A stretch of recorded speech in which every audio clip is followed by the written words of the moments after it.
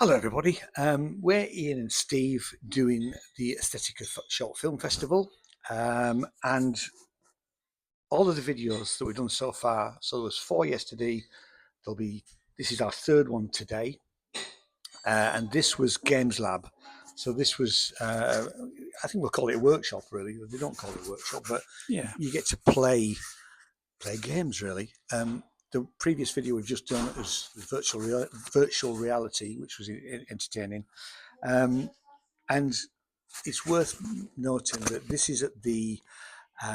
National Centre for Early Music. I always want Yeah. to say something else. Yeah, I know. Yes. Yeah, and which is on Warmgate. It's probably the furthest bit out from the centre of York, but it's still only a 10-minute walk, isn't it, to the centre?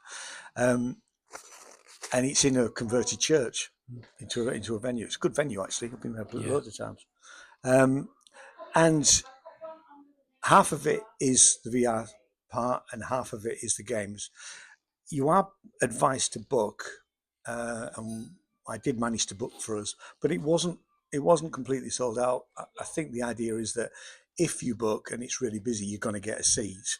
Whereas last year, when I tried to go to the games and the VR, they were so busy in the museum gardens that I couldn't get to do it. So you're always better to book, and it's free with your pass.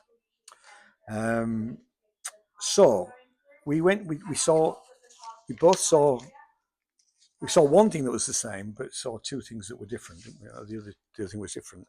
The first thing I saw, and I'm not a big gamer, but I tend to play 1 or 2 games a year. What I tend to find with games is it sucks the life out of making music. I just don't. Yeah. I end up not creating music when I should be. I went to see Rollerbird, which was this fast, fun game, uses bird flight mechanics to soar over a map of Wakefield in West Yorkshire as an escaped coal mine canary.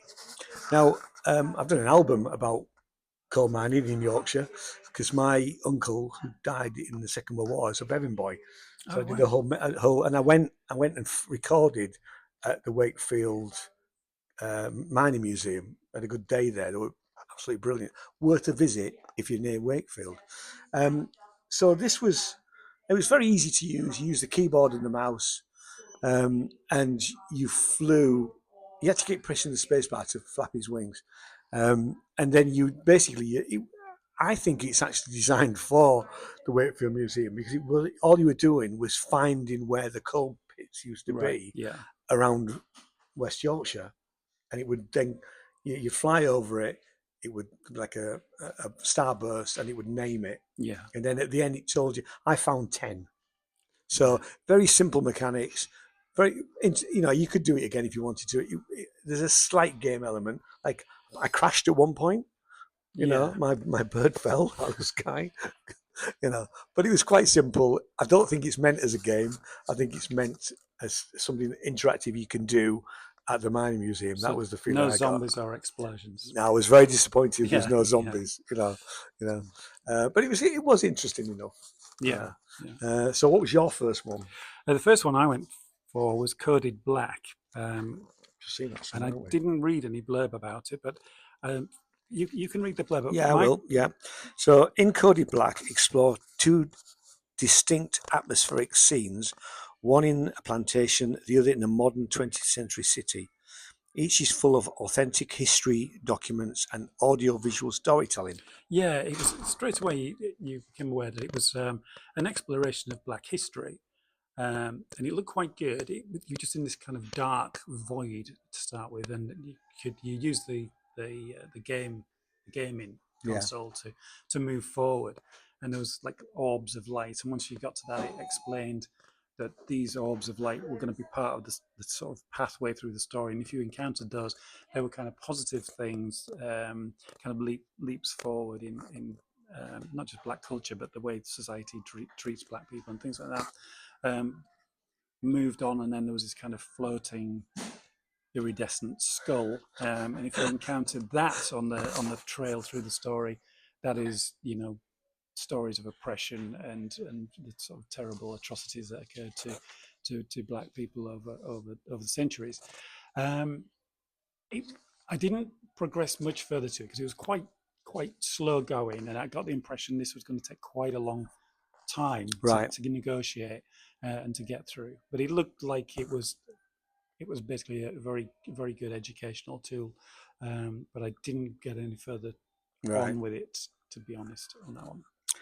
And then we both ended up in bookshop roulette. Interestingly, the guy facilitating beforehand, he explained how the games, go on one of the desks, and there's big wide screens there, and it's all there, headphones, etc. Everything's there. And he said, and there's there's a few trigger warnings about things like that. But he says, I guess you two guys, you're fairly robust, you'll be fine. This game, to say this game was quite triggering would be a bit of an understatement. I mean, actually, in the book, all of the games have got an age, like from 7. This one was from 7 right the way through. This 7-3, so you can have this 3-year-old can play that. That'd be interesting. It does involve putting a shotgun in your mouth. This one does, yeah. It's an 18. It's definitely an 18. Yeah, you put a shotgun in your mouth. I was absolutely fascinated with it because I kept dying, and then I so wanted to beat him. Yes, you're playing this kind of hideous kind of like pumpkin-headed monster across the table from you. There is a pump-action shotgun on the table, and every now and then a random set of cartridges come up. Some are blanks and some are live rounds. The dealer, this guy opposite you, loads the gun in a random order, and then you take it in turns to decide whether you point the gun at the dealer or you point it at yourself. And there are various other kind of devices that come out of a box that might just improve your chances a little bit or preserve your lives, because you have so many lives. The dealer has the same amount of lives. Very simple game, very simple. Absolutely, but it'd be great on the phone. It was addictive. I was completely. Addictive, I mean, first of all, I wanted to beat him, and one of the rounds I did beat him. I was pleased with that, and then because there was like 3 levels to it, and I did get to the 3rd level, but then he beat me again. But actually, I could have sat there and played it all day. Yeah, and it was just horrible. You're right, but it'd be great on a phone. It would be great on a phone or something. Yeah, it's a good sort of, a good sort of game to pass time a little bit. It's not too involving, but it's very kind of addictive. It's kind of slightly disturbing, because if you pull the trigger of the shotgun when it's pointing at you, it might just click. But if it doesn't, you only hear the start of the blast, and then you're in this black void with this high-pitched whine going, which would probably be what it felt like. I don't know. We've never, But then you get resuscitated, don't you? Yeah, you do. Yeah. It's quite a sinister game. It was fun. It was really good fun. There's apparently not all of the games are in the Bible, as I've decided to call it. It's about 45 games in total, I think. The chap said. You said that navigating to some of the other games wasn't great. I didn't look past the first screen. It's hard to get the menu to scroll across and to see them all. But it's worth. We weren't there for an hour. But we were there. It was fun for 20 minutes, half an hour. So, it's very good. Again, well set up. Very easy to access. I'm not sure how commercial these games are, or whether they're just games that are in development, or I noticed that some of them were just demos. Which is fine, really. So, but definitely, if you're not experienced games, and I have to say the guys there helping, were brilliant in terms of, if you got stuck, you could, they tell you what to do, but actually they're there on hand to help you if you really are stuck and you're not used to playing games. Shotgun roulette. Sorry, go on. Shotgun roulette. I don't have a job forgetting about that. It reminded me of a device in a horror film. It's like once you get into this game, it's like, how do you get out of it? It is like a portal to hell. That needs to go on the poster. This game's a portal to hell, says Steve. Anyway, that's it. So we're going to go and see some films next, I think. We'll see you next video. Everything's linked down below. We'll see you next time. Cheers. Bye-bye. Bye.